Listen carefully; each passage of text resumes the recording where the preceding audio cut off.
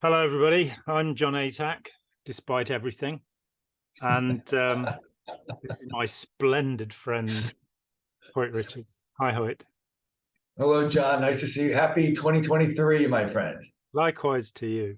Uh, Um, and let's say a few things about your background so you can impress the hell out of people. You're a graduate of Princeton. You played American football. Is that right? that's correct. That's correct. And what That's level? right.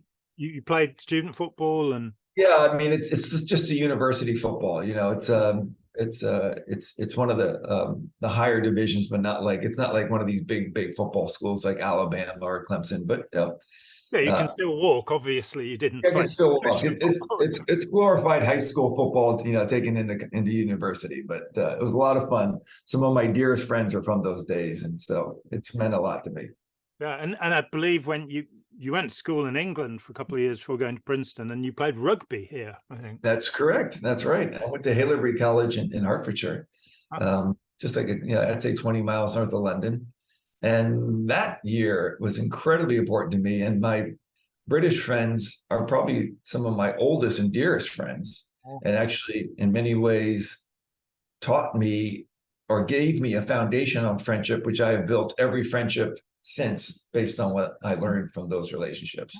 And now that we've all gotten a little bit older and kids are at the right, kind of gone off and done their own thing, there's a group of about 7 of us that we now try to circle back somewhere in the world every year to kind of get together, as we would say, an OH, meaning an old Haileybury reunion. The group of us try to get together with our significant others and just spend some quality time together. So I was already an Anglophile, but that's deepened the relationships to a level I never would have ever expected. And it's just been a gift that keeps giving. Oh, that's Yeah. splendid. And Yeah. you went from Princeton to a career as a model, a very, very successful career as a model. And indeed, it is said that you were the first man to be called a supermodel. Yeah. Someone had to get the label. I don't know how I just happened to be in the right place at the right time. I don't know if that's accurate, but if you believe what you read on the internet, I guess you could say yes. That's what happened. But you did have a career where you met, I don't know, Naomi Campbell and Yeah. Oh, sure. Yeah. I mean, I guess I try to explain it to people in the sense that if you think of going to university, you have people who are in your class. We would say, oh, you're the class of when I was a university, I was a class of 1985. So in that year, I would say in my class, I came into the industry with Naomi Campbell and Cindy Crawford and Christy Turlington and Claudia Schiffer and so Linda Evangelista, all these girls that became known as the original supermodels. That was kind of the era that I entered into the industry. So those girls blew up into that incredible stature. And at some point, just because the media has curiosity, they were like, well, these girls are also famous. We all know them. How about the men? Who are the male supermodels? And my career just happened to be peaking when people were asking that question. So it's all about being in the right place at the right time. Mm. And so you will have done photo shoots all over the world, yeah? Oh, absolutely. It was with some of the top photographers going. I mean, I think, I obviously I'm no longer in that industry, but I still keep a foot in it just because once in a while they call and they need an old fox to go out and do the old chores. But it's changed so dramatically, and largely from the point of view that when I was in the business, photographers were king. I mean, they were the star makers. If you were a major photographer doing these major campaigns, you could anoint someone as the new it person, so to speak, because you decided, oh, I think they're the perfect person to put in this campaign, whether it was Ralph Lauren or Calvin Klein or Dunhill or whatever it might be, and that was and so you had a lot of prestige upon these photographers. Now with the advent of the cell phone and everything else, but selfies, everyone thinks they're a photographer now, and these wonderful photographers have kind of been diminished in stature, and it's really changed the whole kind of dynamic within the industry. So now photography is not put such an importance upon, and so you don't have the images and the artistry that was going on back at the time when I was doing it. I mean, obviously it's still all very commercial and that sort of thing, but you really had people who were, really relied upon to bring their artistic talents to elevate something. Yep. And now it's just not the same anymore. So now it's about how many followers do you have, how many, how many likes do you have, and that sort of thing. And it's a very different animal. Mm. I mean, it's great having, really good quality cameras, though, the amount of money that's being paid for smartphones does scare me. But the point is, if you can't frame a photograph and if you don't understand light, then you might accidentally take a good photograph. But that so many people now have such high quality cameras, it's even being suggested that digital SLRs may be pushed aside. Canon have announced that they're not producing anymore. Oh, really? I didn't know that. That's interesting. Wow. And professional photographers are using iPhones, but you're never going to get to that level of quality unless you've got the lens size to do that. But yeah, it's interesting how it has impacted. I mean, a friend of mine was a hand printer back in the 80s, and he did gorgeous pictures of food, so among other things. So he explained to me that incredible roast chicken you see in the picture is actually a raw chicken that's been covered with Marmite to make it. Right. But yes. his job was to make these astonishingly high quality photos that are used in advertising, and then along came digital. And it was, as when the Luddites came along and tried to burn the presses, the mills, the weaving mills, it'd be understandable. We've seen a whole generation of people, and it must be affecting photographers too. And at the other end, places like Getty Images, where which is a very wonderful thing, but you've got so much stock material now that you can rely upon without needing new work. So. No, last year I had dinner with an old friend of mine, Stephen Meisel, who's one of the top fashion photographers of all time. And he said, because of the technology, now it's the type of thing of where you can be on the camera, and taking your photos as a photographer, but there's a digital connection to a monitor of which the advertising team is looking at every image you're taking. And very often even directing you as Stephen Meisel of what needs to change in the photo, which is unheard of. Like, you're hiring the guy to do Rembrandt, just hang on a minute there. Could you have fish in the shot there? Exactly. And I was just like, that's what it's come to. So I mean, and listen, I'm a fan of technology, and I think when it's used as a tool to benefit us, it's fantastic. But there's a lot of wiggle room in there to kind of have it some misapplied energies, so to speak. Yeah, and, which we have seen from time to time in human. Yeah, and the whole AI thing's fascinating to me. I mean, where that's all going to land, we'll see how that all plays out. But you've seen the Terminator movies, you know where it's going to land. Oh, of course, yes, that's right. Skynet. Arnold Schwarzenegger will come and kill us all. As we speak, Skynet is being built. Yes. Yeah. Oh. Okay, and while you were supermodeling, yes, also involved in a rather unpleasant group. Yes. And, yes. That's ultimately what led to our meeting. So it wasn't all bad. No, that's true. Enjoyed your company tremendously. Well, there's always silver linings to every experience, right, John? One hopes so, but you have to remember that every silver lining has a black cloud, right? And that's because we are trying to understand the problems that come from authoritarian and abusive groups. And before we press the record button, you proposed a subject, and would you like to? Yes, I would like to speak about it. I think very, very often, I mean, it's become very, very kind of wonderful that people are now having opportunities to talk about their cultic relationships, as I like to call them, and that there's many platforms where this gets exposed, and I think the important side of all of this is just the educational opportunity, in the sense that I think this information is coming out in such a way that I wish it existed when I was going through these things, because I might have made different choices. And that's really always been, I guess, my compulsion to tell my story, is to feel that I think this information in someone's hands gives them more tools and artillery to, if faced with situations like I was faced with, might make different choices, which I would only want for someone else. Just and listen, I can also, as we just said, I can look at my whole experience and recognize I learned a lot from it, and therefore there's always, like I said, a silver lining. But it was also very much the school of hard knocks, and these were some very, very expensive, challenging courses that I took at that school.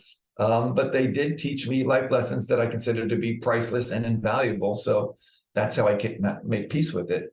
But I think in telling these stories, they become quite easy tendency to isolate it within your own experience of the journey you went on, and how it affected you, and how you got either abused or taken advantage of, or all these sort of things, or the challenges you encountered, and then obviously how you got out of it, and then how you put your life back together. All those things are very important. I'm a huge advocate of those stories. But I think there's also a thing I like to call the ripple effect, which doesn't get talked about enough. And what I would describe the ripple effect is, anyone who goes down a journey like this, it's not unlike someone who gets addicted to drugs or even alcohol, something like that, where everyone who cares about you, whether you're family or friends, who loves you, recognizes on some level that you're making these very unhealthy, like self-sabotaging type choices, that they ultimately end up discovering that they're powerless to stop. Yes. In many ways. And that's an area you suffer a pretty deep traumatic wound. And for someone going through the experience, who obviously at the time is unaware of the effect I'm having on everyone's, because I'm so kind of caught up in the vacuum of my own cultic experience and the brainwashing that I'm going through, as you come out of it, and you're not only dealing with your own shame and self-flagellation of how did this happen, and you have to go on this whole journey to, in my opinion, to self-educate yourself, to forgive yourself, right? Which is the beginning of this whole recovery path.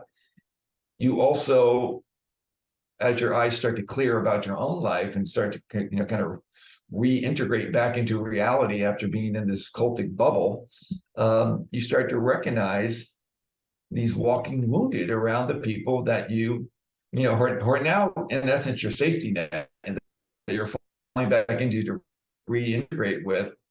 But you start to recognize, so that I did, that they're also wounded in this.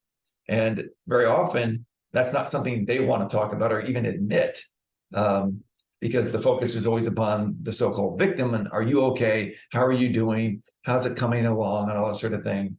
And that, for me, has always been, I think, one of the harder things to live with, is knowing that I can't do that healing for someone else, right? I mean, everyone's got to do it on their own, and they first have to want to and identify that they have a wound there.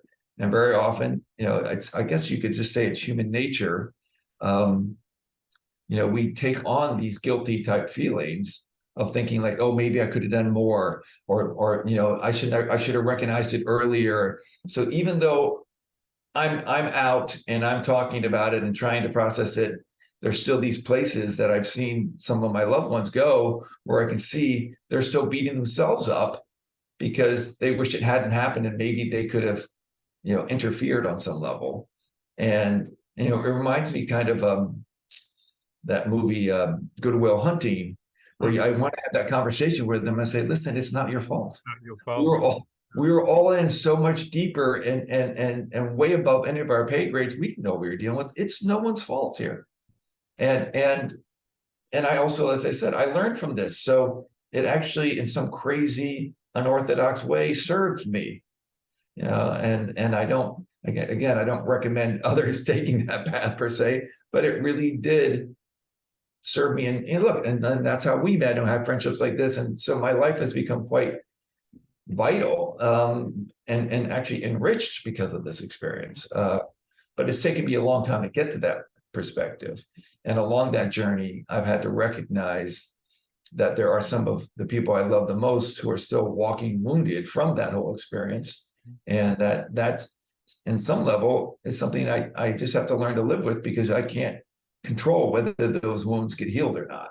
And I think that's an important thing to address. So I'd love to get your thoughts about that. I think you're absolutely right, and it's a subject that's barely ever talked about. And I basically stayed on the periphery of the counter cult movement. I didn't join any group. I'd occasionally go and give a talk, and the reason for that was because I experienced so much emotional distress in those groups. People who often, all they had was their hurt, that they didn't understand why it was the person they loved had joined a group, and the level of distress. I remember talking with a woman a few years ago, and her son had joined Free Domain Radio, Stefan Molyneux's scurrilous, despicable group. And how she found out about this was, I think he was about 17 at the time, was a note left on his pillow saying, I'm defooing. I am never going to communicate with you again. Wow. And I saw her a couple of years later, and he'd still not been in touch with her. So you've got the level of trauma that can be visited on, to be ostracized. There's good research on this, that when you send somebody to Coventry, disfellowship them, expel them, whatever, it is very emotionally difficult. Yeah. And even if you're not in that situation where the person continues to have a relationship with you, you cannot help but wonder if they've gone mad, because they're now believing things that make no sense. Yeah. They're supporting tyrannical leaders and spouting nonsense. And so you're sort of wondering whether the balance of the mind has gone. And often as not, it hasn't. The idea of the brainwashed zombie in the cult, which cult apologists put forward the idea that cult opponents, cult antagonists, right. This concept. I've never had such a concept. I've never met a brainwashed zombie. I have met people who are brain damaged, and as a consequence of physical events. So in Scientology, you have this thing called the purification rundown, where people go into a sauna for 4 or 5 hours a day and take ludicrous quantities of vitamins. And I question whether vitamin supplements are really effective at all. Call me a heretic for that, but I think it's very rare that anybody needs a vitamin supplement. You should get it from food. But here we are taking 100 times the recommended daily allowance and thing. And I did meet one chap who'd gone off and done this in Florida in the early days, and I knew him before. He was a black belt in taekwondo and karate, so he was quite physically fit. He was pretty sharp mentally. He wasn't somebody I got along with, I'll be honest about that. But so he wasn't a friend of mine, but I'd seen him, spent time with him. And he came back in a wheelchair and unable to answer questions. So I've seen that in that occasion, and I've seen a couple of other people who came back badly damaged psychiatrically from their experience, but it's pretty rare. More often, people are suffering from post-traumatic stress disorder and describing horrific things. But what happens to the people around them who've had to deal with that trauma for however many years, the trauma of losing a sibling or a child to a group? Yeah. I didn't see my parents for 12 years. Yeah. It's just unbelievable. I was in St. Petersburg, and there was a former Jehovah's Witness. He was 35 years old, and he told me his parents weren't talking to him. And it floored me. The thought of children not talking to their parents, I get that one. Yeah. But parents, I'm sorry, you know, if you're watching this and you're a parent, you're responsible. You have to love your children. There's no choice. You made them. Yeah. They're your product, and you Right. Yeah. stand behind them. Lifetime warranty. Yeah. You know, look after Absolutely. them. Yeah. And, you know, the love must be unconditional, hard though that may be. So, yeah, what happens to the people around, and how long is that going to go on for? How much devastation are you causing in the lives of those around you without meaning to? And how much guilt are they accepting when, as you say, you know, yeah, you can become educated as to how to best help somebody who's in a group. Right. That doesn't mean that you'll be able to help them.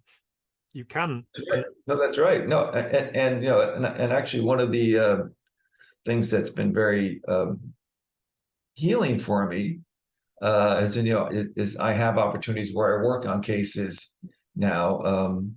You know, sometimes with our friend Steve and other people, where we work on cases where, you know, there's loved ones caught in these cultic situations, and we're trying to find a way to get them out. And a huge part of that process is educating the family and loved ones. You know, you kind of build a team that you go and try to you know, come up with different approaches and plans to possibly interact with this person and just get them different information than they're being isolated in this vacuum of information that's so limited that you're just trying to find opportunities to interface with them and possibly get them another point of view that could possibly reignite that kind of, I like to say, the pilot light of critical thinking, so they can start to, you know, possibly start thinking for themselves again. And people will generally, when that happens, pull themselves out of these situations. But when you're kind of isolated and in that vacuum, it's very hard to do that. So, but within that whole process of preparing the family and loved ones, there's a lot of education that's happening of, these are the power dynamics. This is how they operate. You know, you've got someone who has basically been, you know, usually being conditioned to suppress their old personality, the person you knew and came, you know, your child or your brother or friend, whatever you came to know and love. And they're replacing it with the cultic personality, which is the one that they can control and manipulate much more easily. And it's this type of thing of where I try to relate to people. The easiest one is the matrix. It's like when you get involved with these, you know, situations, and again, this can also be a one-on-one situation where someone is basically telling you, oh, everything that happened before you met me was the brainwashing. Basically, I've pulled you out of the matrix. You were lost. You were stuck in this whole thing and you didn't get it. Now you have now you know the truth. And now you have to be very careful with wanting to go back to that matrix, because that can pull you away and be the end of you, so to speak. Here's your oasis. I've given you this lifeline to come out and see things as they really are. And, you know, you need to avoid and run from all those people who will pull you back into the old ways. And if you as a family don't know that that's part of the indoctrination, then you're going to take everything incredibly personally, which is incredibly painful.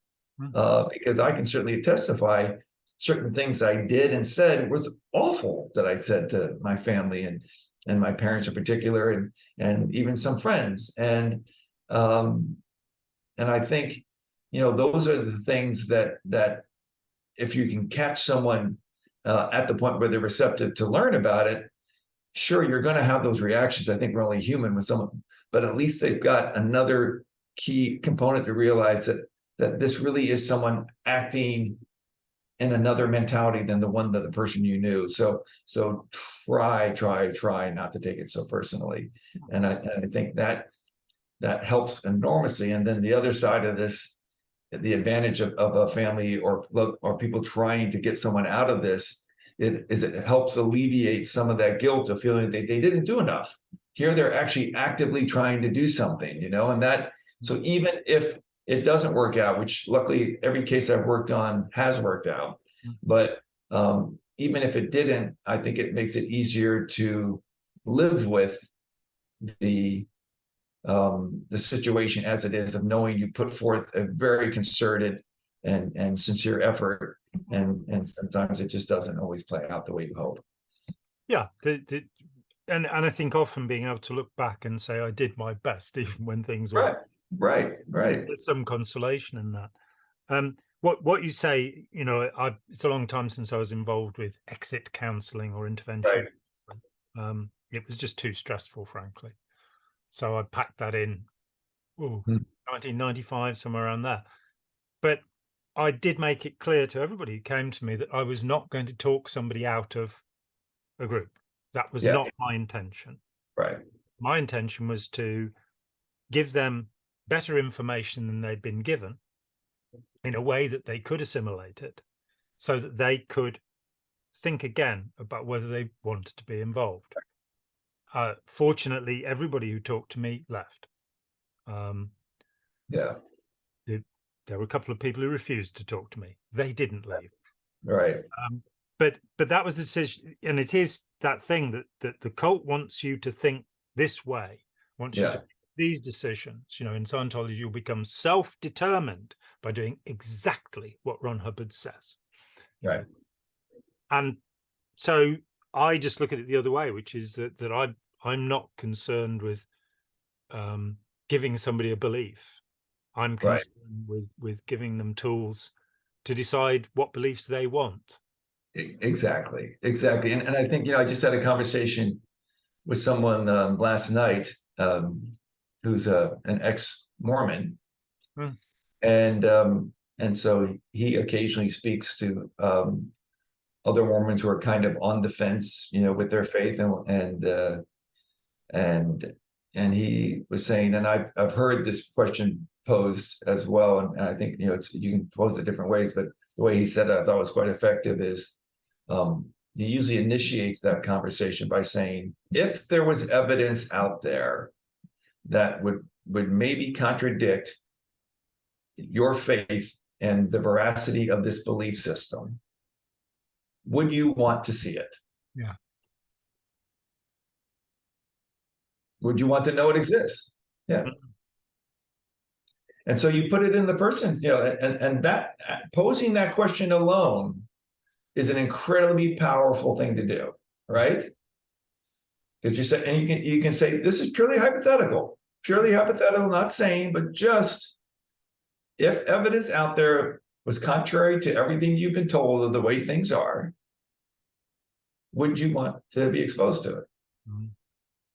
Right? And I think that's a great entry point, right? Yes. I've also heard it posed like, if there was evidence out there to change your mind about your point of view on something, would you want to have that accessible? Would you want that information? And I think, it's a very, very effective technique. And I think it kind of goes to this point of what you're trying to do and trying to get someone out is, as you say, get them to thinking for themselves again. Because I know for me, when I started to connect the dots, I wasn't being exit counseled. I was kind of just going through just a major internal turmoil conflict. And it was really this issue of trying to say, trying to determine what is real, and having this word that had been circulated and certainly thrown on me at times that, are you sure you're not in a cult? And of which I had an immediate reaction to, like, of course not. I would never get involved with something like a cult. And just, which is purely coming from a point of pure ignorance on my side. But just that, that's where that ego answer comes from. Of like, of course not, never. Who, cults are for dumb people, and all those prejudices that that I did not, that exists, which are inaccurate, but certainly I did not want to be associated with. But when the push came to shove, And I was having a more friendly conversation with someone who was also an ex-member of as well. And we were just trying to we had both left the group, but we had both not identified what it was. But we were having these conversations, trying to understand what we had experienced. So we were kind of deconstructing certain moments. Like, you remember when this event happened? How did you feel? Like, what did you think was happening? What did you see? What did you feel? And through that process emerged this question, and I can't remember whether it was he came up with it or I did, but it was kind of like, yeah, you don't think there's anything to the people saying it was a cult? He's like, oh, no. I'm like, well, I go, how much do you know about cults? And he's like, well, no, I'm not really good doing that. I said, well, neither have I. I said, I don't think we were involved in something like that, but let me at least look into that just so I can cross that off the list, because I think it was something, probably not that, but let me at least start there. And of course, I didn't have to do very much research, and I actually got a hold of Steve Hassan's book, Guiding Cult Mind Control, and that was the one that unlocked. That was the one that unlocked the kind of mental prison I was in. That kind of opened the door and said, "Oh, here's exactly what you went through." Because the first, I think, chapter is how he got indoctrinated into the Moonies, and you could have just. And I remember my attitude first reading that he's got in the Moonies. I'm like, God, who would be someone to get involved in the Moonies? Like, I immediately thought the credibility of the person I'm reading is gone out the window, But I'm like, let me just, press on through this first chapter. And then as he started to break down how it happened, I went, well, you could just change the names. It was my experience, and so that information is the type of thing you're hoping to get to your loved ones and say, like, this is how it happens. Because again, I'm kind of the ilk of saying, I believe having cultic relationships, unfortunately, seems to be a universal condition. It just happens as we there's just people that kind of operate that way, that we interface as we go through life. And so this is a universal issue where the people who are involved in more formal group settings, like you and I were, can definitely be described as a more extreme version of that relationship. But because of the more extreme version of it, it's maybe easier to assimilate and see the patterns or the dynamics, which you can then reflect upon and maybe recognize a more subtle version that you've had in a one-on-one relationship at some point, if not many points in your life. And that's what I'm hoping to be part of the end result of having these discussions, Yeah. I mean, there's a kind of spectrum of authoritarianism. And if we approach somebody and say, are you sure that you're not an idiot? Then the response will probably be, and I'm afraid with the word cult, it's lost its meaning, devotion to an individual or a doctrine. Right. And being given a new meaning, we have to rebrand. We have to go, well, we want to be able to ask you a question that's not going to be, are you sure you're not an idiot? Right. I know with Steve Hassan and with me, we've written and worked together over the years. And we've both moved to this place, along with Christian Shirko, that what we're dealing with is authoritarianism. Yeah. Dealing with is imbalances of power and relationships. And Totally. we live in a society that functions that way. And so at the extreme end, we've got North Korea, or the mafia. They exemplify the most extreme forms of authoritarian cult. We've got what is happening under Putin at the moment in Russia. This attempt by Jair Bolsonaro's followers to take back the Congress. These amazing authoritarian outbursts where people are so convinced that they're right that they will use force to, command others into a position of subjugation. And it is that power dynamic to say, well, actually, I haven't met anybody that hasn't been involved in some way in a cultic relationship. Right. yet to meet such a person. I had a friend of mine, and he was a couple of years ago, he was telling me that he would never be stupid enough to get involved in a cult. And he said, Yeah. and yet you smoke cigarettes. Why is that? That nobody came from the outside and made you do it. You know it's killing you. Yeah. You don't enjoy it. You've just been doing it since you were a kid. So if we're talking about willpower, and if we're talking about gullibility, I mean, how gullible? I smoke cigarettes? You know, come on, guy. Yeah. There are no virtues involved there. He was also an alcoholic. And that sense of relationship, healthy, good, positive relationships with the world, that comes apart. So returning to your theme, that what happens for somebody who is, somebody they love has become involved? Well, I can give you one eccentric response to that, because it happened to me. When I got involved with Scientology, I was 19, and I was I was upset because my girlfriend had run off, and it was pretty much the end of the world, as, Yeah. as Of course, absolutely. And I got bounced into Scientology, and I did all the right checking. I talked with an Anglican vicar about it, because I thought, well, this thing claims to be a religion. That's a bit weird. What's he got to say? And he said, I don't know anything about them. He didn't say, let me call you back after I've checked. And the reality was, this was only 3 years after a damning government report was published in the UK on Scientology. So if he had asked a question, he could have done something, but he didn't care enough. So fair enough. But I asked questions. I didn't really find anything out, and along I went. So I did some courses. The next thing I know, my mum has gone into the centre, and she's done a course, because she's very sensible. Was a very sensible woman, I think. Only she didn't have enough information. She was like, well, I'll go and test this and see if it's terrible. Right. Would have been better to do a little bit of reading first, perhaps. So consequently, she spent 8 years in Scientology. Oh boy. Wow. Our family dynamic was rather difficult, rather different. 2 of my 3 brothers did a Scientology course and decided they didn't want to do it. And my father, railed against it gently enough that we didn't have to have him declared suppressive or anything, but he waste of time. And then as soon as we left, he was like, in fact, he compared it to Pellmanism, and I had to go and look that up. This guy Robert Pellman, Napoleon Hill's a later incarnation, the Secret and the Law of Attraction, which is brand new. I've just watched Beyond the Secret, the documentary. It's on the same platform as the Napoleon Hill series. Right. He says Pellman was another positive thinking sort of guru. And my dad was Scientology. It's just Pellmanism. It's just that.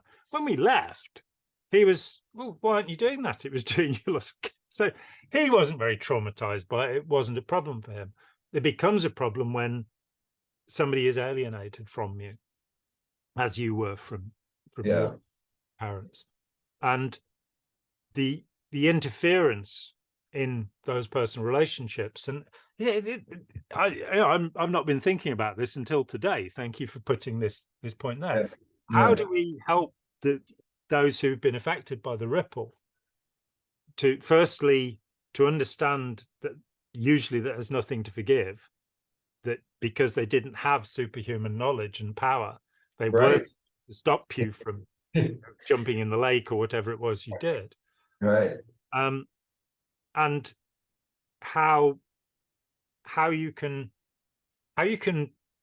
create a better relationship than you've ever had with that person. That would probably be a reasonable goal, wouldn't it? Yeah, exactly. And what's fascinating about it is, my brother attempted to do an intervention and it failed. But because he had the education, and of course, when it failed, I demonized him. I still talked occasionally with some of my other, I have 3 brothers. And so as my oldest brother, and whenever I tell the story, I always highlight him as being an absolute hero in the story. And, I get emotional even thinking about it, because he he was able to behave as you would dream a sibling would behave confronted with the situation, because initially we had a kind of a family dynamic where my mother was quite dominant and controlling in her own way in the family, like a matriarch, so to speak. My dad had a more passive role, and so she was quite a force in our lives. And so there was a certain point in my older brother's journey that he felt he needed a break from that, and he needed to kind of get on his own footing, because it was always trying to please our mother, and that was kind of an accepted dynamic in the family, that you just wanted to make my mother happy, or you might receive the wrath of my mother, which was never very fun to receive. And this is not to demonize my mother, just everyone has coping mechanisms, and she had hers when she had felt very abandoned by her father when she was young, and so this I think those abandonment issues, she tried to build codependent relationships so people wouldn't leave, and she'd always feel this connection because she was terrified of being abandoned again. Oh. So, I can say that all in retrospect. At the time, it just felt very controlling. And so he went through that kind of break.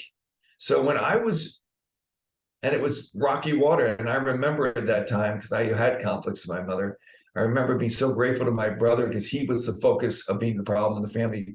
And I felt I was able to skirt by without being, getting too much, hassle. And, but when I got involved with my group, Eternal Values, and all this is happening, my brother was very open-minded to it, because he's like, okay, it's a little weird, but my brother's just trying to do what I did. He's trying to find his own way. And so I'm not going to condemn it. I'm not going to do anything. And that was, so he was taking a much more of a hands-off, let's look and see. I trust my brother, I hope, I hope it's going to work out for him the way it did for me. I needed to kind of find some sort of break. And of course, as it played out, there was a point where the group I was in, got exposed through this 15-page article in Vanity Fair, which was a very damning article. And that was where the lights went on in his head, where he's like, oh boy, I think I misjudged what my brother got involved with. Mm-hmm. And so he felt guilty that he had missed on this assessment of what he thought his sibling was involved with. And then how he dealt with it was, if this really is a cult, I need to learn about cults. And he got Steve's book, and he read a number of books and really got educated and said, I got to do something. I got to go help my brother. And so that was an incredible thing to looking back on it now.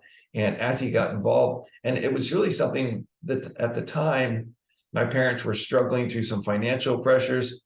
So when it was approached that we would do it as a family, is just something that just couldn't be financially pulled off at the time. But my brother was so determined, he kind of went rogue and said, I'm going to find some way to do it, beg, borrow, and steal. I'm going to get the money, and I'm going to try to do this thing for my brother. So he did it without my parents even knowing about it, and he got a friend of mine from the university and one of my cousins, and they became kind of the team. And he also knew, as he was being prepared for this, that if it fails, your brother may never talk to you again. Mm-hmm. And he still went through with it, and of course that was the result. And that is exactly how I felt, the way these kind of interventions or exit counseling are done now are very different than they were done back then. So they've learned a lot, but back then the way it was done was more or less, I was invited on this weekend to join up with my brother and this other friend of mine from college, and we were going to go visit my uncle, who was this very famous sailor, and go sailing up in Newport, Rhode Island. And what they were doing as kind of a protocol for what the thinking was back then was spend a time with your brother and friend, reminding him of the life he used to have before the group, right? That's kind of the kind of fertile ground you're trying to create. And then the next day, we're going to create a chance meeting where the exit counselors you're going to bump into them, and then you're going to have a conversation, and then you're going to go off and have these conversations, right? So we had this nice day outside with my uncle, and I'm having, and again, a lot of this is a blur because I was in a very difficult time in my life at that point. But they had me suggest where we should be, where we should have breakfast in the morning. I suggested this little restaurant. So then they covertly called the exit team and said, here's where we're going to be having breakfast. So I'm in there with my brother and this friend. I never used to do any of that stuff. Yeah. I tell people who I was and what I was doing. Yeah. So we're sitting down having a nice meal, and then they bump into these three guys, right? They're there and they're like, oh, hey, and they're, oh, it's funny, we see you here, and come join us, and so they sit down and we're all talking, and then there's this moment where it's like, okay, actually, we really need to talk to you. Like, all the faces turn towards me. And I remember just going like in my mind, it's like my focus went from here to just like, oh my God, what is happening? And obviously I've talked about it since with my brother and the friend, and they said, you shrank into the corner, like just try to get as small as possible, and was just having a meltdown, right? And in essence, I would say the reason why that intervention failed, there were many reasons, but one was that sense of betrayal was really hard for me to get past. The fact that I had been set up for this, and then I felt this betrayal that was really, really brutal. So that was one factor. Then the other factor was, at that time, they thought the best approach was to look at the philosophy of our group, which was really a hodgepodge of many different religions, like most cult leaders, a lot of plagiarism, grab this here, whatever's convenient, they do this whole thing, right? So they're trying to blow holes into this, like, well, he said this and that, if you look at the real scriptures. Now, I was not a very good cult member, and I had not studied the scripture like I was supposed to, right? So in this situation, I am, floundering, it's like a wounded duck. I am barely staying above water, feeling like I should be able to defend the group and their beliefs if I'd done my homework, but because I did it, I'm just a screw up. So I'm self-flagellating myself like crazy, and I'm not really listening to it because I don't know enough about this stuff to even appreciate what they're saying, or what they're saying that supposedly I'm supposed to be standing for, because I haven't really done my homework. So my only reaction, and this is what I've learned, my attachment to the group was emotional. It wasn't intellectual. I mean, maybe some people have that, tie into a group. Mine was really, I thought this is a team of people. We were our spiritual family. We were going to we were going to be the spiritual Avengers and go off and do these great things, and help save the world. And that's what appealed to me.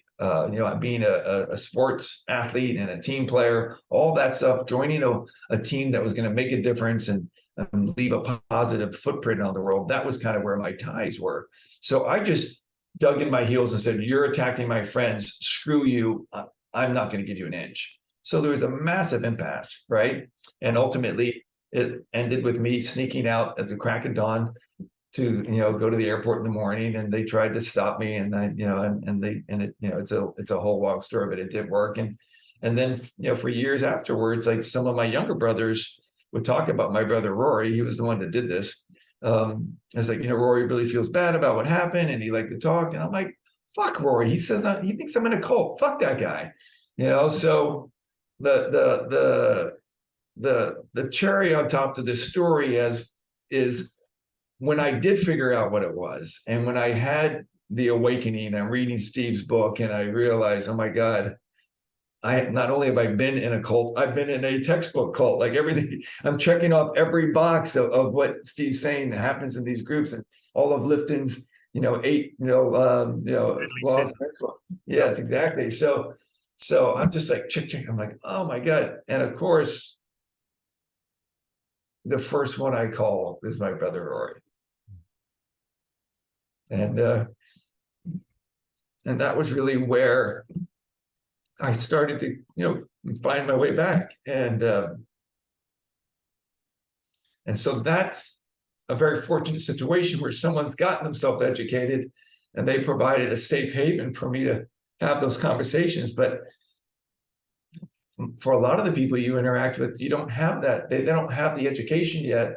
They're dealing with their own, like I said, their own guilt feelings about it, which are purely based largely, unfortunately, out of ignorance of just not understanding the situation. There's no reason to blame yourself for these things. But that, unfortunately, is human nature. We all, we love to take on guilt. I mean, it's just the way we're wired. So it's a tricky situation, and that's why I think it's important to talk about it, and that, and just express to people that these things don't happen in a vacuum, and it's great to be able to do the work you can on yourself and be able to forgive yourself, and in a best case scenario, I think when you feel comfortable, talk about it openly, with people, to try to educate them in some way, and also just to take ownership for yourself of your experience. It's very empowering. But it is also challenging for those who are not interested in those conversations. And yet you can see, because of being someone who's dealt with your own trauma, you can recognize someone else who's been traumatized, who doesn't want to deal with it. It's hard to live with. It's a tough part of the whole recovery process, in the sense that that not everyone's going to want to have those conversations. No, that's true. But in this case, with your brother Rory, you've been able to. Oh yeah, no, Rory and I, we're now very. I mean, it's a dream relationship now. I mean, I will love him for. I mean, I always have, but it's just those. Give those opportunities when you get to really step up for someone. You'll never forget that for the rest of your life. Yeah. Just to reflect, because our viewers don't necessarily have all of the information there is in the world. And they may not be familiar with intervention strategies.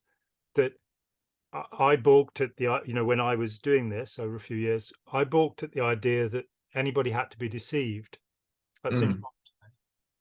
And so I went out with a couple of interventionists who assured me that they never deceived anybody. And that was the first formal case I did. I mean, I talked with hundreds of people up to that time, changed their minds about Scientology, but being paid money to do it was a new idea. Right. Being paid money to do anything's a new idea for me. And, so here we were, and they accidentally met with his parents on the street, and they were still doing Scientology to a high level, and I just couldn't believe it. So I went away. I did two, because I had another case booked with them, and I the second one. And after that went, okay, the only thing I wanted to know is how you get into the room without lying, and they haven't taught me that. So no subterfuge. There's going to be some kind of meeting. They did this thing where they took the whole family, everybody they could get into the room, mother, father, sister's boyfriend, which for me is milieu control under the 8 deadly sins of thought reform, Robert J. Lifton. So I was sort of, well, I'll take my assistant in, because there'll be a point where I am completely overwhelmed and she'll have to tell jokes while I have a cup of tea and recover. And she was very good at that. My friend Bonnie Woods, she was fantastic, full of funny stories. And so I'll have my assistant there, who will not generally be part of the conversation, will occasionally offer something, or I'll ask them, because she'd had a horrific experience of Scientology. But otherwise I'll take the person in the family who they're closest to in. And I watched the idea that, and I know I don't want to tread on any toes. I've got friends who still do this. But the idea was that you have 2 or 3 days of talking with the family first to get them lined up, to get them in.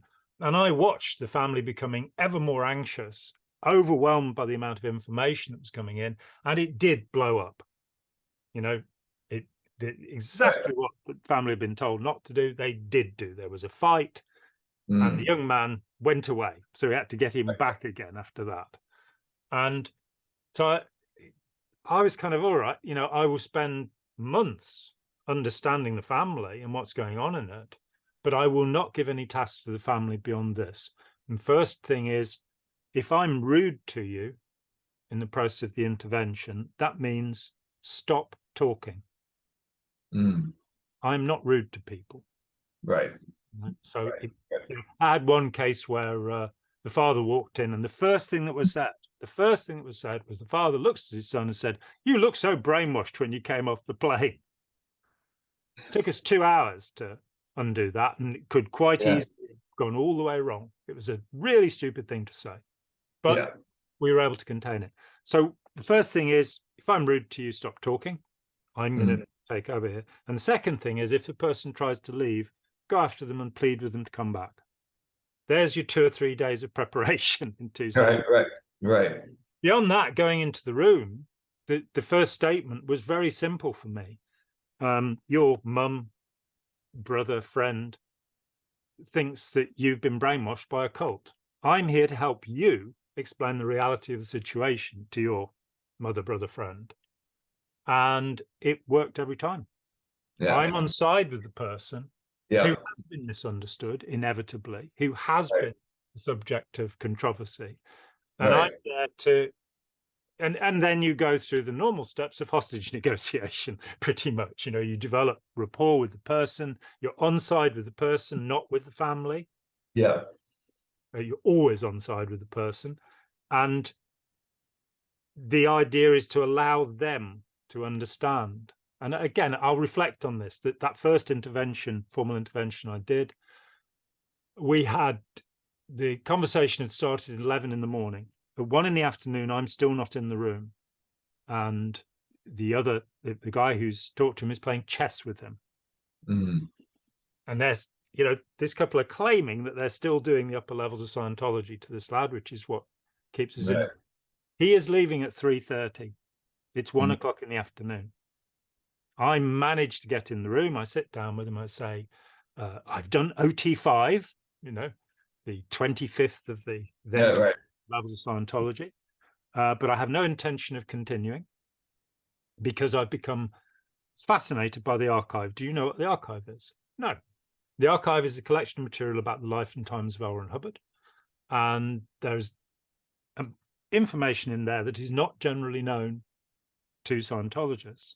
So, for example, L. Ron Hubbard's son, Quentin, who was named as his successor at the age of 8, he was put forward in the Hubbard was going to take over. He committed suicide. He was gay and he committed suicide. At this point, the other guy I'm working with on the intervention grabs me forcibly by the shoulders, pulls me out of my chair, takes me outside and says, "You're going too fast." Okay. We then come back in and we've now got, you know, like an hour left or something. And they put on the video of Captive Minds, Hypnosis and Beyond. Astonishing, you know, if you want to talk about fashion, you know, the things people were wearing in 1982, the lapels, all of that. It looks very dated, but the material in it's still very good. Everybody in the room, mother, father, sister, sister's boyfriend, the 2 exit counselors, they're all glued to the TV, watching the TV. I'm looking at this young man. He's not looking at the TV. He's looking at the ground. And he looks up at me and he says, "Is it really true that Quentin Hubbard committed suicide?" And I knew we were all the way there. You know, a connection had been made. But so for me, it's very straightforward. You do not lie to people. The 2 that didn't talk to me over the years both said, "Have you been declared suppressive?" And I had to say yes. And they ended the conversation, you know. Very sadly for them and for their families. But even there, the situation with one of those, he'd been involved 20 years. He had not talked. He had 4 siblings. He'd only talked to one of them.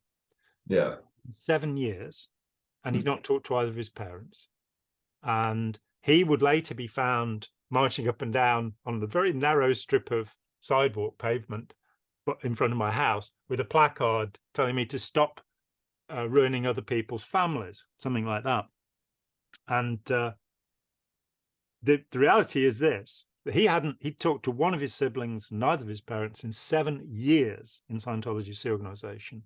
by the time we were done, although he hated and reviled me, he was talking to all of his siblings and both of his parents. So in terms of breaking up families, the thing he was accusing me of doing, that wasn't reality. Also on this point of the cult identity, the cult personality, which is an important point, I think Christian Sturckow has a better view of this than anyone else I've met. And I do believe we all manifest multiple identities, depending on who we're talking to and what mood. That's the kind of XY axis. And what happens is that there is an injected personality. There's the way you're meant to be as a cult member, and you aspire to that and you try to be that. And it means that you will behave in the ways that are considered normal and proper in the group. And that's what some people call the cult personality. I would say there are hundreds of identities in anybody, and you're not returning to an authentic personality afterwards. You're not like, I was authentic before and now I'm authentic again. I don't know what authentic personality would be. I think it's probably where the many identities that we manifest to the world are unified, that, so that there's no dissociative identity disorder going on or anything like that. And we feel integrated as human beings. We have access to that cult way we believe. Well, what Christian says is that what changes in a person is their internal reality, and that what an authoritarian group does is it changes your internal reality. You no longer see the world in the same way. Yeah, I agree. You evaluate the world in terms of what is considered sinful and wrong and what is considered pure and right by the group you're in, and conform your personality as best you can to that. You, of course, left eternal values because you couldn't conform your personality. And you felt you weren't good enough to. Exactly. It's interesting. I try to relay to people. I go,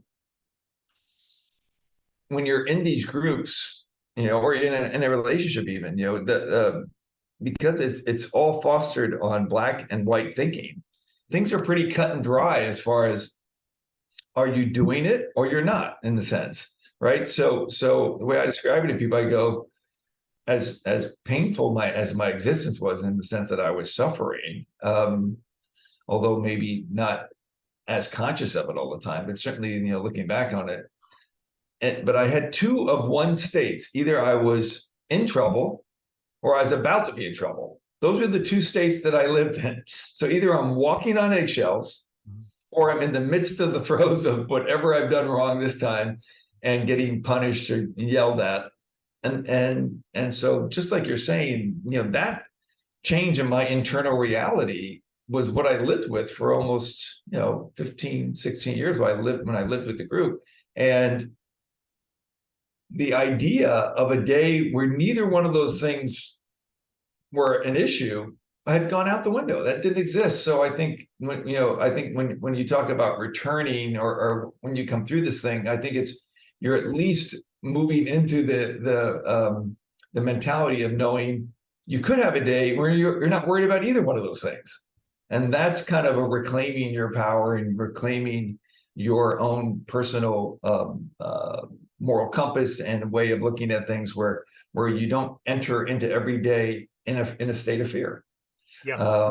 I don't think it's about, per se, reclaiming what you were before, and think that you can't go back in time and expect to be like, oh, I'll just be the way I was before this happened. This experience is going to alter you in a way, and I said, earlier, I think, if dealt with to your benefit.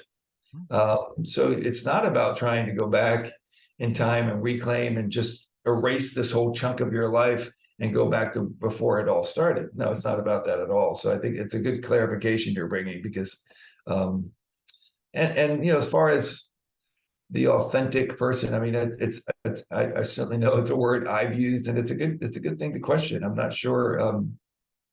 I guess what I think about if I meet someone and I feel a connection to them, I guess the way I interpret it is I sense some genuineness from them. I guess, you know, I don't know how else to describe it. I don't know if that's the right word, but I feel like I'm accessing, like, what I see is what I'm getting type of thing. It's someone who's kind of consistent there. And again, I'm just talking about an initial meeting where I feel an affinity towards someone. Usually I'm hoping that it's based on something that's genuine. And certainly I feel over time, you know, my friendships, you know, that is the term that kind of comes to mind.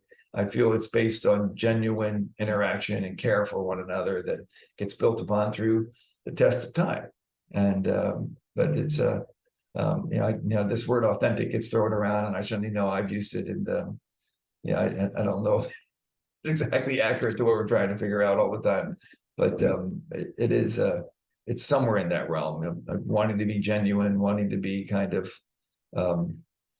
a person of your word, be present with someone, and just be kind of emotionally available. You know, I think this term that gets used a lot, which I think is valid, is emotional intelligence. And I think particularly as men, we sometimes, you know, get groomed just through the conditions of our society to not have a very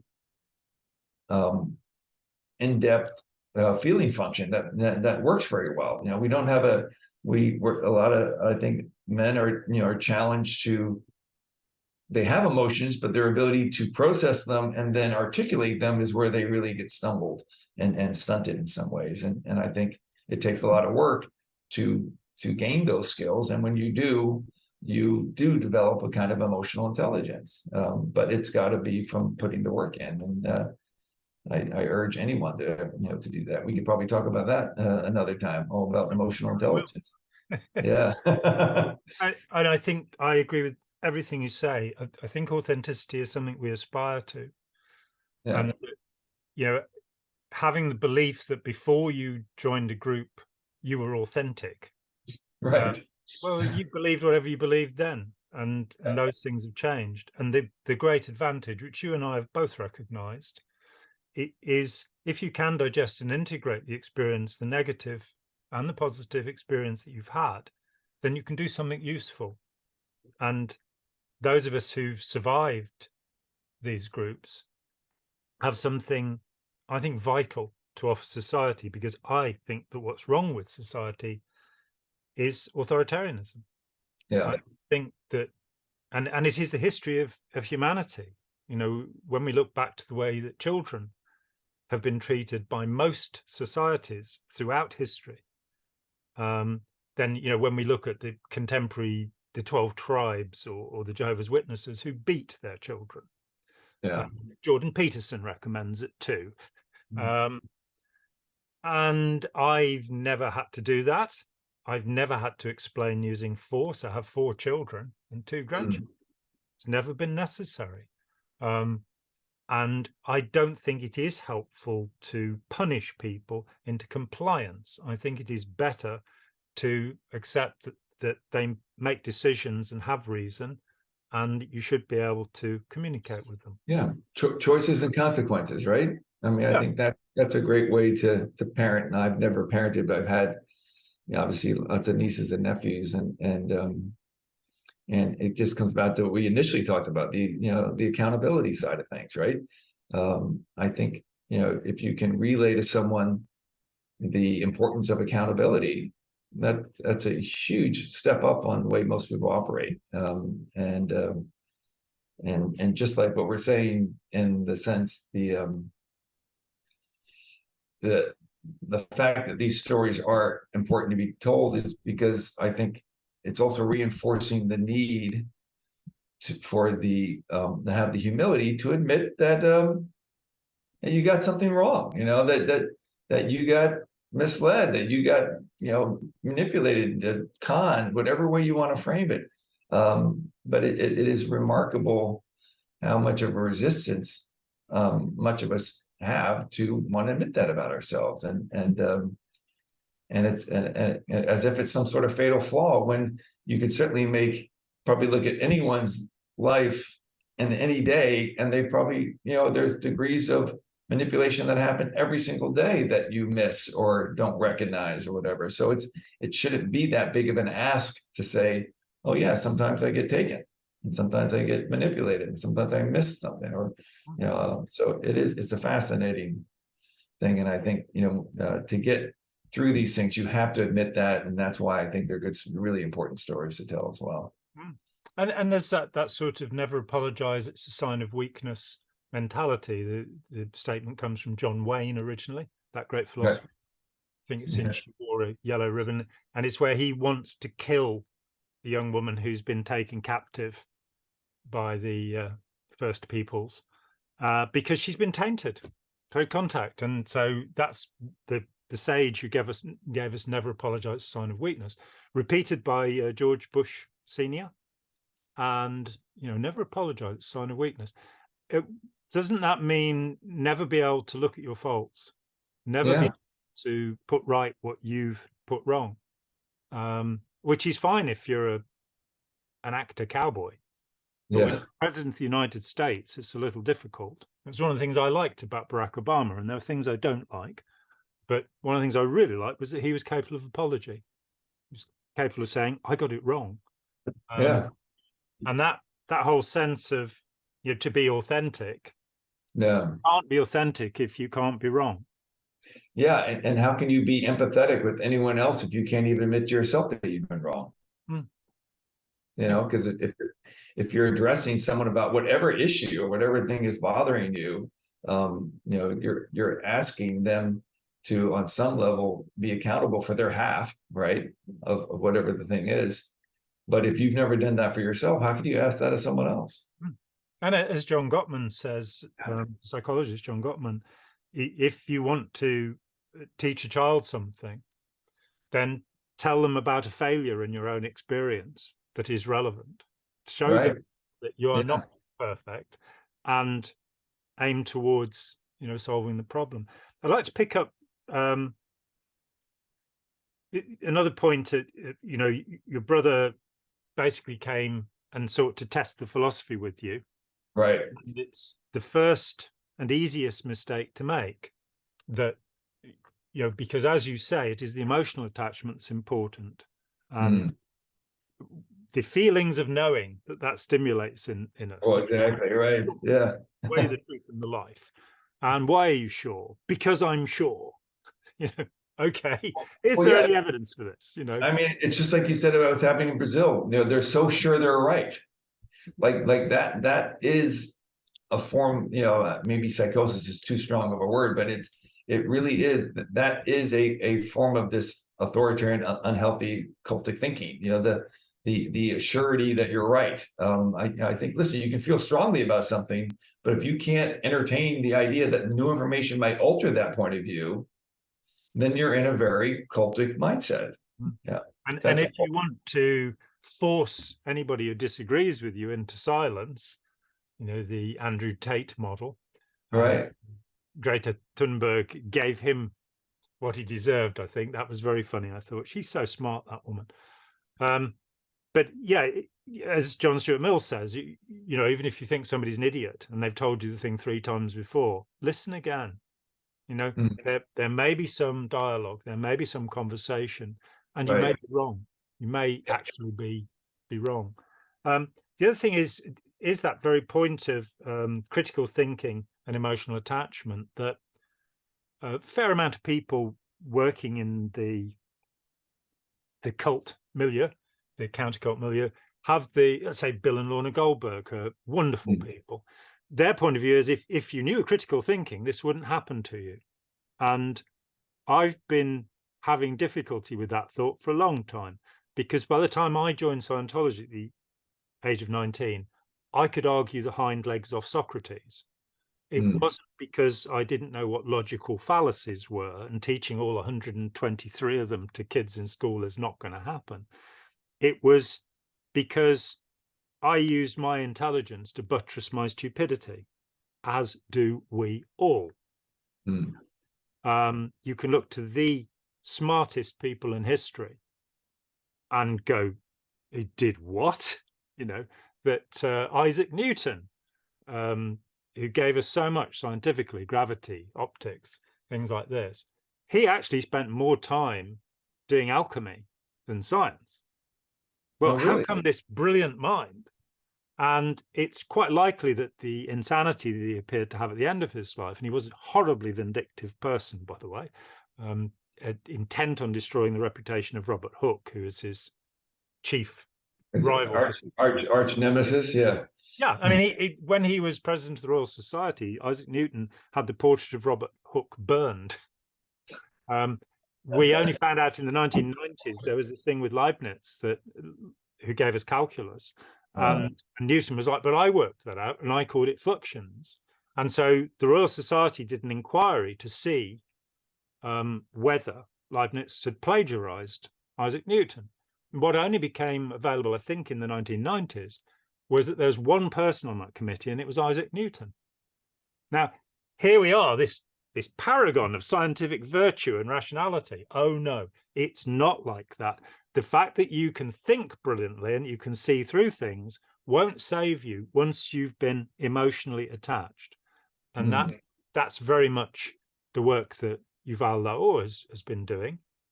And I recommend that everybody look at his presentation on this channel. His book is nearly drafted. Oh, great. Fantastic. Yeah.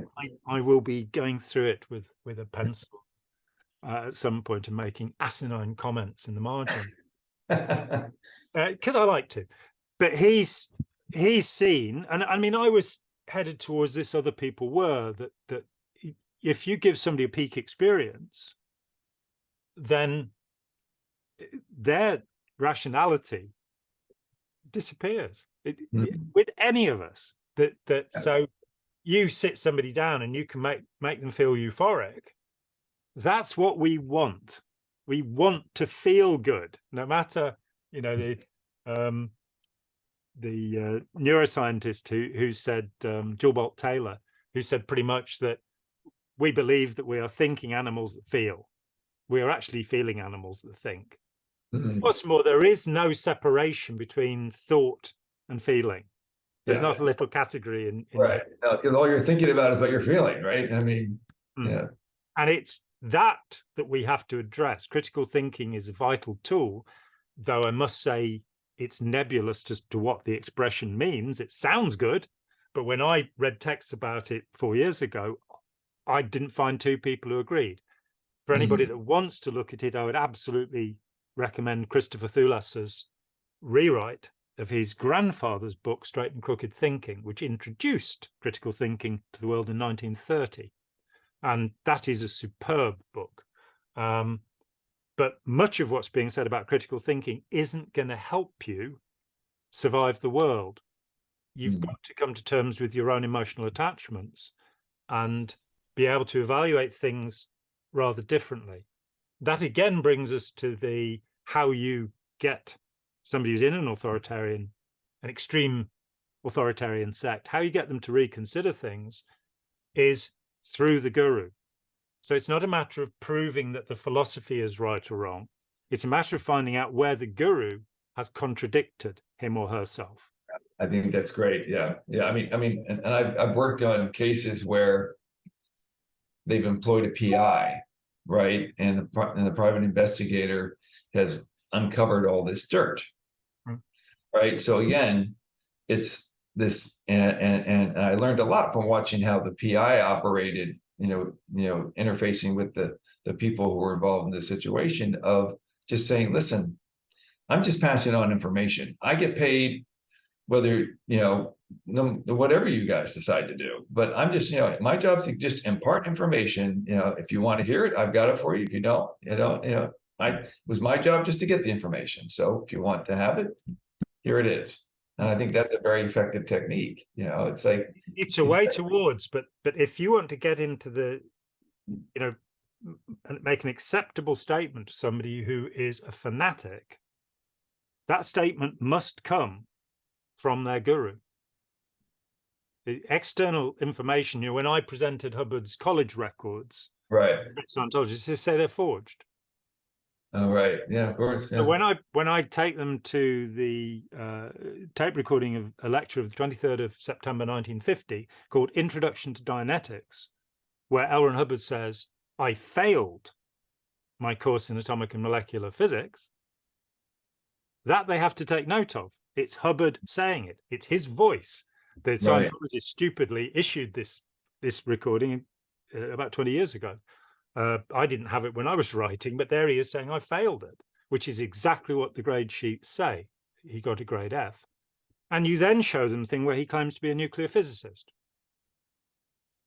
Right. And you let them take in those contradictions, but you study your subject to find out that the only valid source of information for a cult member is the cult leader.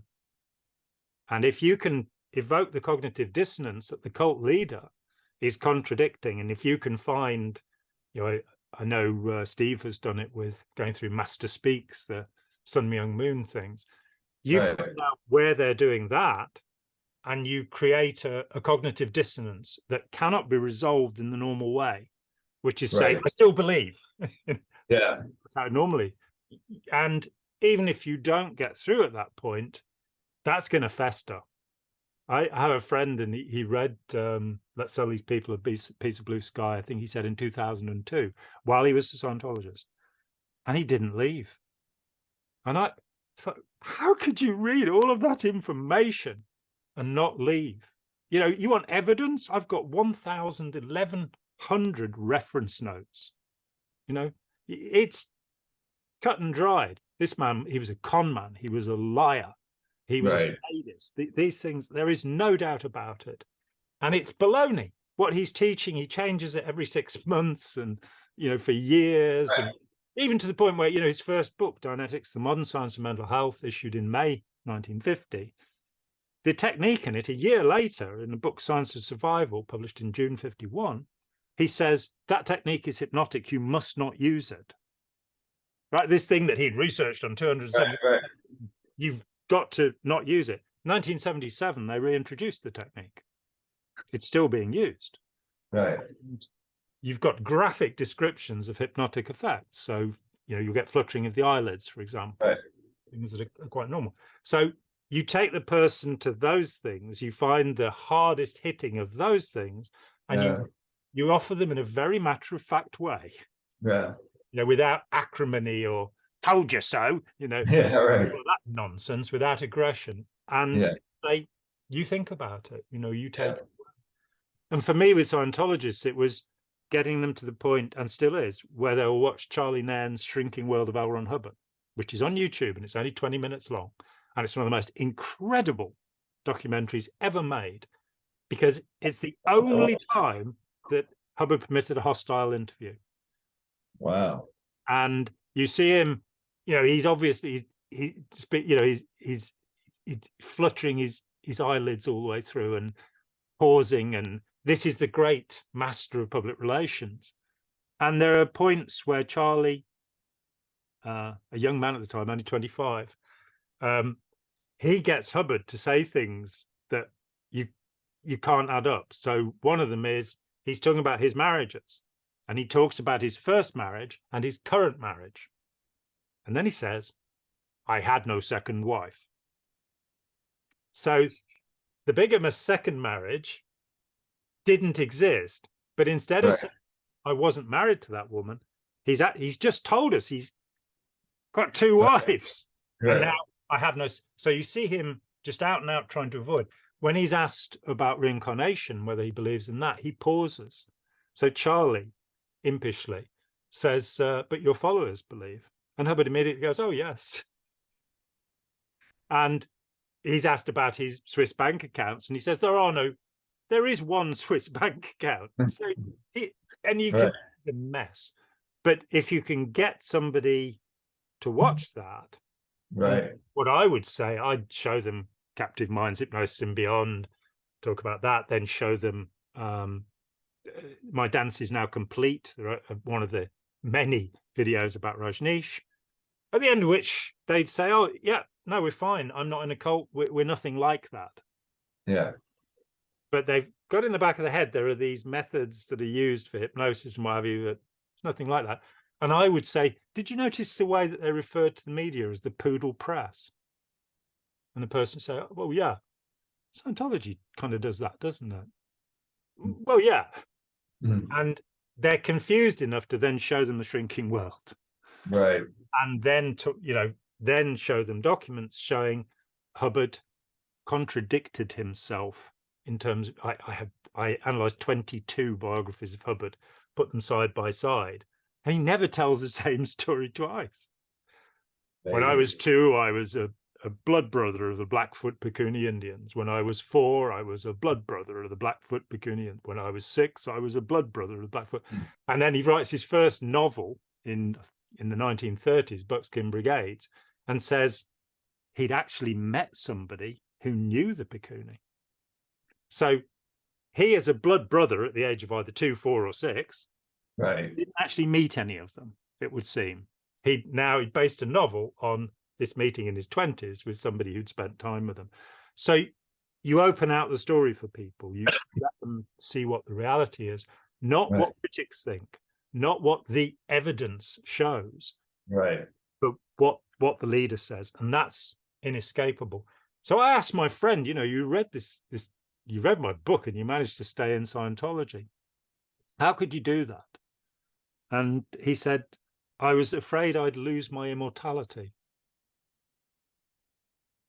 Interesting. Yeah. Speaking about phobia induction, Yeah. And then he turned to his son and he said, why did you leave Scientology? And his son said, I read John's book. Well, that's it. It's all you can do is get the information out there and hope that people assimilate it in their own way to make decisions that feel healthier for them, right? I mean, Yeah, and we pushed into the culture. I mean, I've had 20 something 30 years now of campaigning and saying these stories need to be told as stories. We need to write fiction. We need to make movies, as you have done, right. that treat with these problems, and that way people become more aware that they will notice it, when somebody is trying to induce some state of mind in them that makes them feel high. Right. They'll go, oh, you're trying to make me feel high. By staring at things, I will hallucinate and feel high. That's not, mindfulness is not really that profound, is it, now come to think about it? So yeah, we are a bellwether. We are there as a warning. But I also think we're there to, I've got a very simple equation. I've used it many times. We are not going to save the human environment while we continue to fight war, because the psychology of war on the one hand and the damage of war on the other, the trauma that it leaves behind. Right. So we need to do something about war if we're going to save the environment. And the only thing I know that's going to do anything about war is getting people to think, getting people to stop following orders, and seek to make decisions, ask questions, adopt, courageous followership, intelligent disobedience, Ira Chalef's ideas. And I think in that way we can change the balance of society so people can think, can. Yeah. Well, it's so interesting because I was talking to someone about this yesterday who is Israeli, and in the Israeli, it's 2 years mandatory military service. So I'm curious how you feel versus the mandatory service versus the voluntary, because I remember this guy, I think it's Scott Peck, who wrote The Road Less Traveled. I'm Scott Peck. He was on this think tank after the Vietnam War that basically said, how do we avoid a war like this in the future? And he said, you have to make the draft mandatory, because he said, if people are exposed to what war means by literally having a gun in their hand, knowing what it does, that sort of thing, he goes, and knowing that that if a war happens, it could directly affect themselves, their brother, their neighbor, their whatever. He goes, people will take on much more accountability for whether you go into war or not, versus if the current system stays in place, there's this perception that, oh, the people volunteer to do these things, let them go do their job. It doesn't directly affect me or my world. Let them go do their job. And so that the society as a whole doesn't take on the responsibility of getting, of what it really means to go to war. So I'm kind of curious where you fall on that line of thinking. I think it's a simplistic idea. Mm-hmm. Because there are other factors, and M. Scott Peck should have been aware of those other factors given what he'd been studying. If you put people into a situation where they're killing other people, then there is a very strong chance that this will either generate bloodlust, the desire to kill people, and we know, we talked about a documentary about soldiers and the art of killing, that one, yeah, and how Indonesians who had been involved in the mass murder, right, just sit back and smoke a cigarette and reflect upon their glory days. So you don't necessarily stimulate conscience. You can do exactly the opposite. On the other hand, people who don't want to be there may well be traumatized by military experience, because military experience is authoritarian of necessity. right. So you will break an awful lot of gentle people in the process. I think the option for a kind of Peace Corps, maybe if you feel that conscription is necessary, that there should be an alternative to going and killing people. But in our modern state, where warfare is really technological, look at what's happening in Ukraine. It's all about how good the weapons are. Right. And again, I think that also desensitizes. It's like a video game, right? These people might be in a base somewhere very remote, running a drone, and the drone's killing people, but they're just, they're playing the video game. And that is the truth. 5 or 6 years ago, my son Sam was at a school lecture by the Royal Air Force, in which they explained specifically that it's like a video game now. Yeah. And so we come down to the point where we'll dehumanize the other by whatever means. I'm horrified by friends of mine who are telling me how awful the Russians are. Well, it is the Russian leadership that is awful. The Russian people are suffering as a consequence of what's happening, and they're having to keep quiet because otherwise they'll be in prison. But right. It's not done anything to lessen my affection for my dear Russian friend Alexander Dworkin.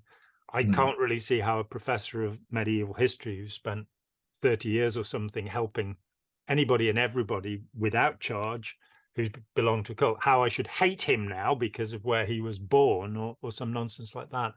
So no, I don't think that there's a justification for conscription. I even wonder about the justification for our military forces, our huge military forces, though, seeing seeing how large the North Korean army is or the Chinese army. These are quite worrying things.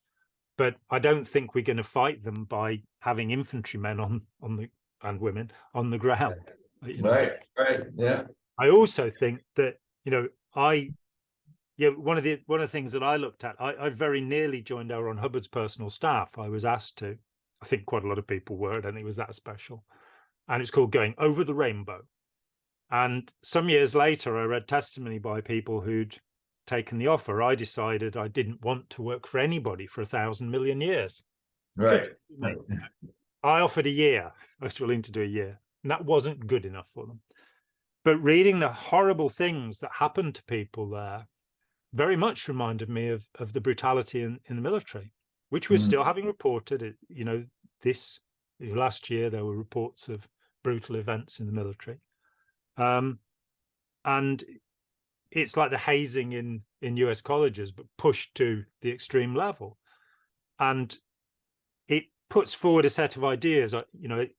It is true now that the US military and Sandhurst here are adopting notions of courageous followership, are saying not only shouldn't you follow an illegal order, you shouldn't follow an immoral order. And that's a tremendous move forward. But it's not going to save us. That we have to look at authoritarianism in our society and, being forced to get up at a certain time of day. Well, we now know that 30% of people are night owls. 30% of people have a set circadian rhythm. I have the extreme form of it, so I'm very familiar with it. Where if you sleep at any other time, and the military will say, no, sorry, you can't have that condition.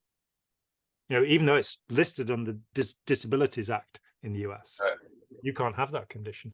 And, it's a Full Metal Jacket. That's probably my answer.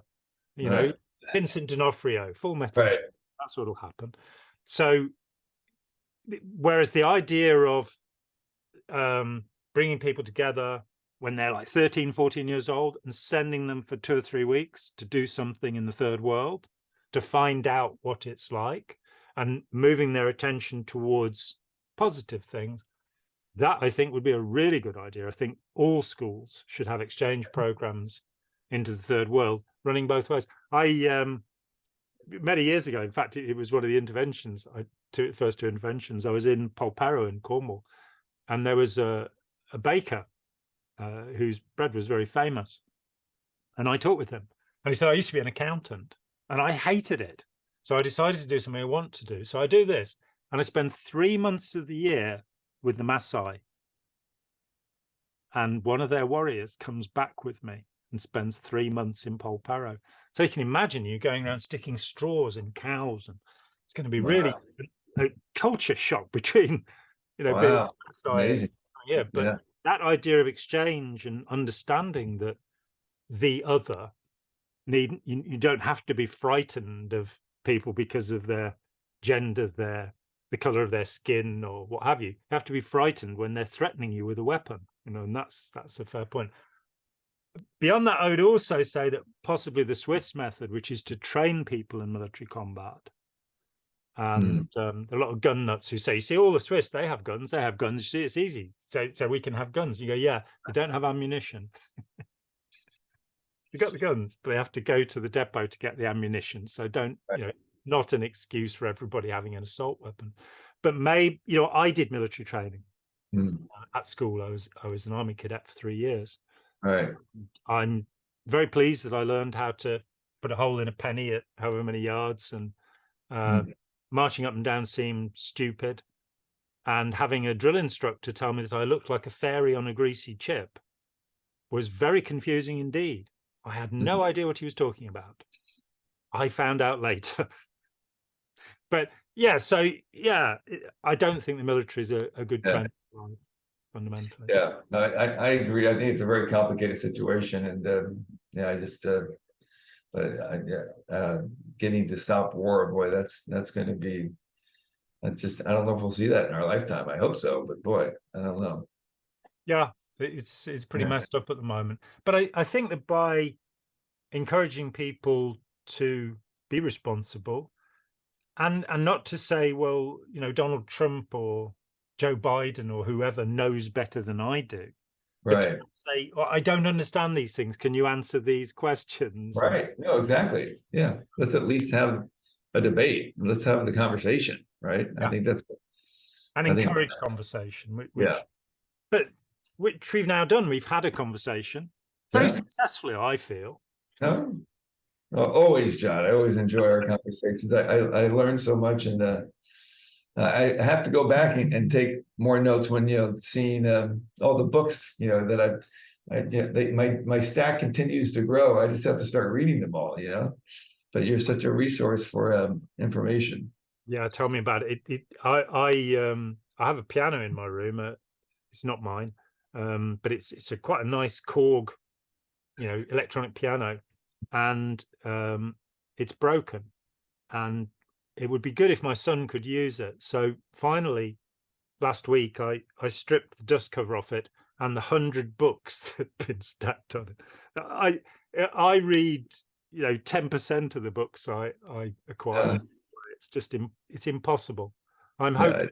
hoping one day that to come to the decision that I know everything and there's no need to go further. I did, and that's something that interested me was I was looking at a course that was designed by this man for kids, and I've been trying for some time to actually, I've talked with him along the way, and I've been trying to suggest things, and he was going to read Opening Our Minds, and he decided to do the course without actually reading anything.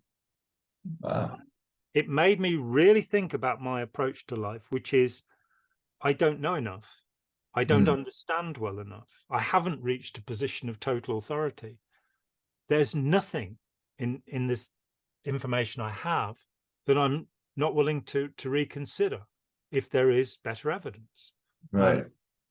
Realizing that that's incredibly unusual, that people, they've got their degree and their doctorate, so they don't need to study anything more. They know everything, and I'm so far away from that.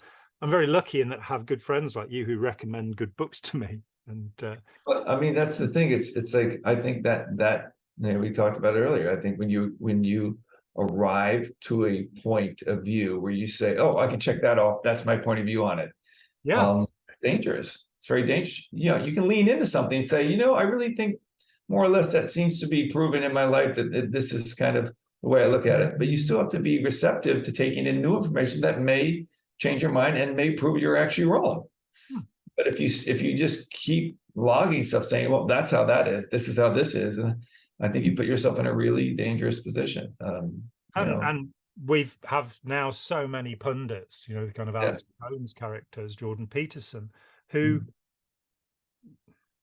are not really encouraging debate and are quite willing, particularly in Alex Jones cases, not with Jordan Peterson, I don't think, but they're quite willing to invent material. Right. Again, the Andrew Tate case this Right. last week, that this incredible, and Rogan. There are so many people who, should we be listening to them? Are they watching Elon Musk smoking a joint with Rogan? It's like, why would I want to listen to Jeff Bezos or Mark Zuckerberg or Bill Gates? What have they actually contributed morally to society? I thought Bill Gates was okay when he was funding vaccination programs. And then I saw an interview with him where he boasted about how much profit he'd made from it. It's like, okay, philanthropy. Yeah.